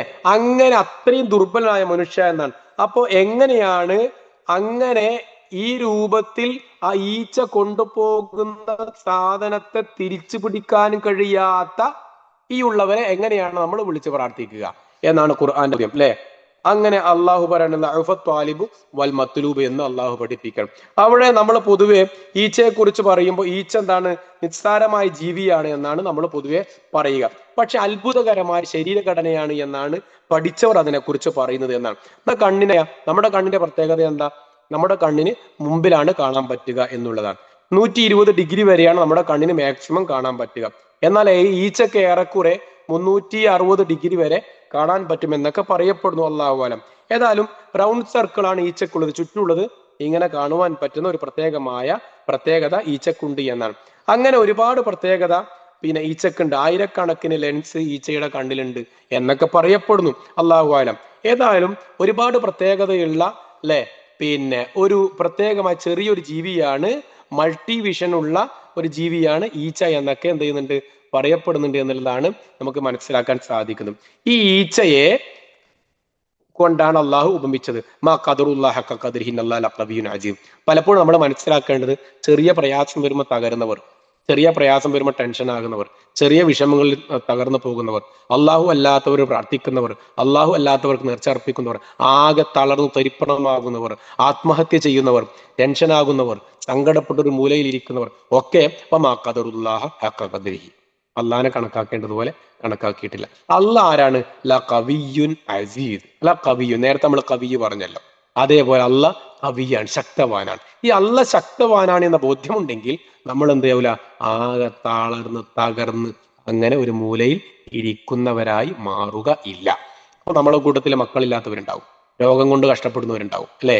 പിന്നെ സാമ്പത്തികമായി തകർന്നവരുണ്ടാവും. ഇങ്ങനെ ഒരുപാട് പ്രശ്നങ്ങൾ അവർ മനസ്സിലാക്കേണ്ടത്. അള്ളാഹ് കവിയാണ്, അള്ളാഹ് കവിയാണ്. അവന്റെ ഖുവ്വത്ത് എന്റെ ഈ വിഷയത്തിൽ സഹായകമാവും എന്ന് നമുക്ക് ബോധ്യമാവണം എന്നാണ് സാന്ദർഭികമായി ഓർപ്പിക്കാണ്. പിന്നെ 75-ാമത്തെ ആയത്ത്, അല്ലാഹു യസ്തഫീ മിനൽ മലായികത്തി റുസുലൻ വ മിനൻ നാസി. അല്ലാഹു മലക്കുകളിൽ നിന്നും ദൂതരെ മനുഷ്യർക്ക് എന്ത് ചെയ്തിട്ടുണ്ട്? അല്ലാഹു പിന്നെ തെരഞ്ഞെടുത്ത് വെച്ചിട്ടുണ്ട്. അല്ലാഹു യസ്തഫീ മിനൽ മലായികത്തി റുസുലൻ വ മിനൻ നാസി ഇന്നല്ലാഹ സമീഉൻ ബസീർ. ജനങ്ങളിൽ നിന്നും ഉണ്ട്. അല്ലാഹു എല്ലാം കേൾക്കുന്നവനും അറിയുന്നവനാണ്. മാത്രല്ല അല്ലാഹ് ആരാണ്? എല്ലാം അറിയുന്നവനാണ്. 75 കഴിഞ്ഞ് 76-ാമത്തെ ആയത്താണ്. ശേഷം പറഞ്ഞു, അവിടെ സുജൂദിന്റെ ആയത്താണ്, അല്ലെ? ശേഷം പറഞ്ഞു, അല്ലയോ ഈമാനുള്ളവരെ, നിങ്ങൾ റുക്ഉ ചെയ്യുക, സുജൂദ് ചെയ്യുക, റബ്ബിനെ ആരാധിക്കുക, നിങ്ങൾ നന്മ പ്രവർത്തിക്കുക. അവസാനത്തെ ആയത്തിൽ അള്ളാഹു പറഞ്ഞു, നിങ്ങൾ ജിഹാദ് ചെയ്യുക എന്ന് പറഞ്ഞു. എങ്ങനെയാണ് ജിഹാദ് ചെയ്യേണ്ടത് എന്നാണ്. അവിടെ അതിന് മുന്നേ പറഞ്ഞതിൽ വിജയത്തിന്റെ 4 വഴികളായിട്ടാണ് അള്ളാഹു പറഞ്ഞിട്ടുള്ളത്. ഒന്ന് വർക്കഉ, അല്ലെ? പിന്നെ നിങ്ങൾ റുക്ഉ ചെയ്യണം, അല്ലെ? ആമനു വർക്കഉ വസ്ജുദു വഅബ്ദു വഫ്അലു, അല്ലെ? റുക്ഉ ചെയ്യുക, സുജൂദ് ചെയ്യുക, വഅബ്ദു റബ്ബക്കും, നിങ്ങൾ റബ്ബിനെ ആരാധിക്കുക, വഫ്അലുൽ ഖൈറ, നന്മ പ്രവർത്തിക്കുക. നന്മ ചെയ്യുക എന്നുള്ളത് വലിയൊരു ഘടകമായിട്ട് വിശേഷിപ്പിക്കുന്നു. ലഅല്ലക്കും തുഫ്ലിഹൂൻ, നിങ്ങൾ വിജയിക്കണം. അപ്പൊ വിജയിക്കാനുള്ള 4 ഉപാധികളാണെന്ത്? റുക്ഉ, സുജൂദ്, ഇബാദത്ത്, അഅ്മാലുൽ ഖൈർ, നല്ല പ്രവർത്തനം. ഈ 4 കാര്യങ്ങൾ അത് വിശദീകരിക്കേണ്ടതാണ്. സമയം 9:20 ആയി. അപ്പൊ വജാഹിദു ഫില്ല, അവസാനമായി അള്ളാഹു പറഞ്ഞതാണ് എന്ത്? ജിഹാദ് ചെയ്യുക എന്നുള്ളത്. അപ്പൊ ജിഹാദ് എന്നുള്ളത് ഒരു ഘടകമാണ്. എന്താ ജിഹാദ്? ജിഹാദ് യുദ്ധം മാത്രമാണോ? അല്ല, അല്ലെ? ഒരു മാതാവിനെ സംരക്ഷിക്കൽ ജിഹാദാണ്. നമുക്ക് അറിയുന്നവരാണ്, ആ ഭാഗം വിശദീകരിക്കുന്നില്ല. അപ്പം ജിഹാദ് ചെയ്യണം, തെറ്റിദ്ധരിക്കപ്പെട്ട ഒരു പദമാണ്, അല്ലെ? വജാഹിദുഹും ബിഹി ജിഹാദൻ കബീറ.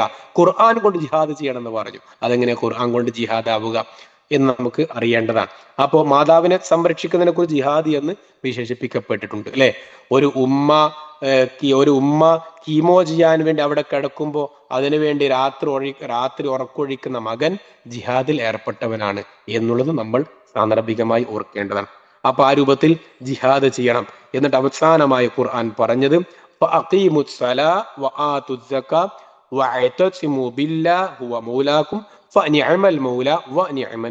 എന്നുള്ള, നിങ്ങൾ കാരം നിലനിർത്തണം, സക്കാത്ത് കൊടുക്കണം,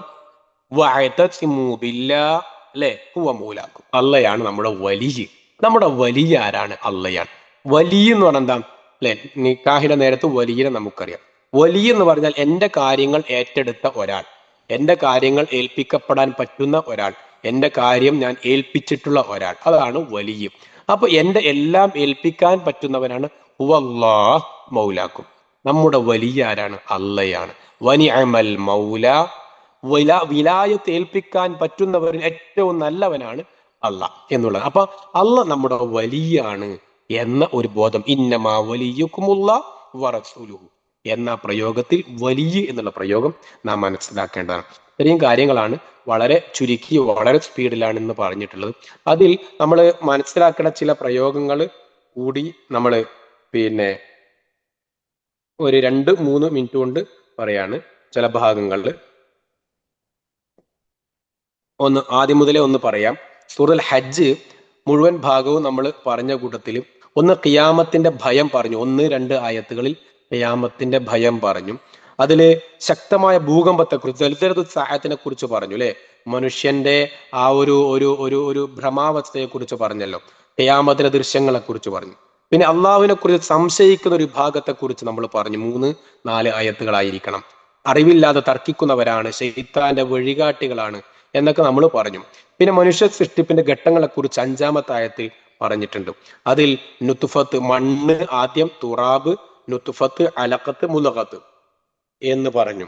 അതിൽ സൃഷ്ടിപ്പിന്റെ ഘട്ടങ്ങളെ കുറിച്ച് പറഞ്ഞു.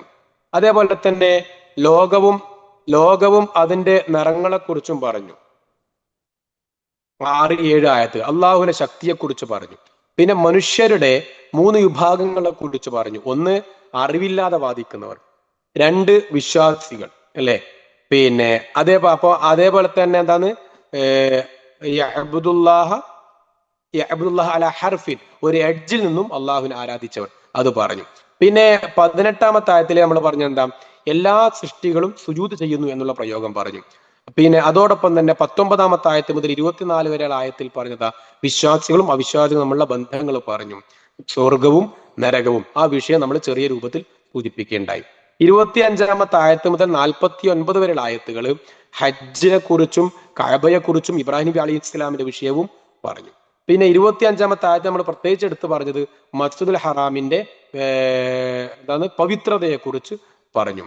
അതേപോലെ ഇബ്രാഹിം നബി അലൈഹി ഇസ്ലാമിന്റെ കഅബ നിർമ്മാണത്തെ കുറിച്ചും അതിന് ഇത് ഇബ്രാഹിമ മക്കാനൽ ബൈത്തി എന്നുള്ള പ്രയോഗമുണ്ടല്ലോ, അതിനെക്കുറിച്ച് 26-27 ആയത്തുകളിൽ പറഞ്ഞു. അതിനുശേഷം ഹജ്ജിന്റെ വിളിയെക്കുറിച്ച് പറഞ്ഞു. കഅബയുടെ നിർമ്മാണത്തെക്കുറിച്ച് പറഞ്ഞ ഉടനെ ഹജ്ജിന്റെ വിളിയെക്കുറിച്ച് പറഞ്ഞു. ശേഷം ഹജ്ജ് നിയമങ്ങളെ കുറിച്ച് പറഞ്ഞു. 28 മുതൽ 37 വരെയുള്ള ആയത്തുകൾ അതിൽ ബലികർമ്മങ്ങളെ കുറിച്ചും മറ്റുമൊക്കെ പറഞ്ഞു. അതിൽ പറഞ്ഞൊരു പ്രയോഗമാണ് തഖ്വയാണ് പ്രധാനം, എന്നുള്ള പ്രയോഗം. ശേഷം ഇസ്ലാമിന്റെ സംരക്ഷണത്തെ കുറിച്ച് പറഞ്ഞു. 38 മുതൽ 40 വരെയുള്ള ആയത്തുകൾ അതിൽ ജിഹാദിന് അനുവാദം കൊടുത്തുകൊണ്ടുള്ള പ്രയോഗം ഖുർആൻ സൂചിപ്പിക്കുകയുണ്ടായി. പിന്നെ 42 മുതൽ 48 വരെയുള്ള ആയത്തുകളിൽ പ്രവാചകന്മാർക്കുണ്ടായ പരീക്ഷണം പറഞ്ഞു. അതിൽ മുമ്പുണ്ടായ നബിമാരെ കുറിച്ച് സൂചിപ്പിച്ചു, വഖൗമിലൂത്ത് എന്നുള്ള ആ പ്രയോഗങ്ങൾ. പിന്നെ ഖുർആന്റെ സത്യം പറഞ്ഞു.